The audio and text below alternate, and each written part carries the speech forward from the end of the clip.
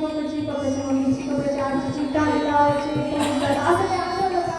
कांदे अजिबात आठवलं नाही. म्हणजे भक्तीने सर्वांना समाधी प्राप्त होत असते, अशी भक्तिमय समाधी आहे.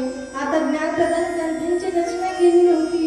आता ही भक्तिमय समाधी आहे, जी जीवाला आल्हाददायक सुख देते, समाधान प्राप्त करून देते. जे समाधान आता व्यासांना प्राप्त झालेलं होतं नारदांच्या माध्यमातून, ते समाधान, ती असणाऱ्या समाधानी वृत्तीमध्ये, भक्तिमय समाधीमध्ये डोळे बंद करून शुकाला सांगू लागले, कौरव पांडव. आता जे येईल ते सांगू लागले, कारण आपला प्रथम स्कंद आहे. आता जर व्यासदेवजी शुकदेवजींना आताशी प्रथम स्कंदामध्ये सगळे कथा सांगत बसले, तर आज आपला चौथा दिवस आहे, कृष्ण जन्मापर्यंत जायचंय.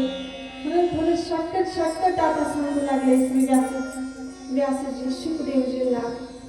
डोळे बंद होते, स्मरण करू लागले भगवंताचं. स्मरणाअंती एक एक दृश्य नजरेसमोर येऊ लागलं. कौरव पांडवांचं युद्ध, द्रौपदीवर झालेला अन्याय, द्रौपदीला झालेला क्लेश, दुःख, तिला झालेला त्रास.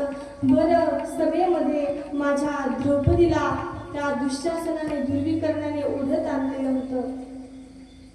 ती द्रौपदी भगवान परमात्माचा धावा करत होती. कृष्णा धावले कोठे गुंतलासी द्वारकेच्या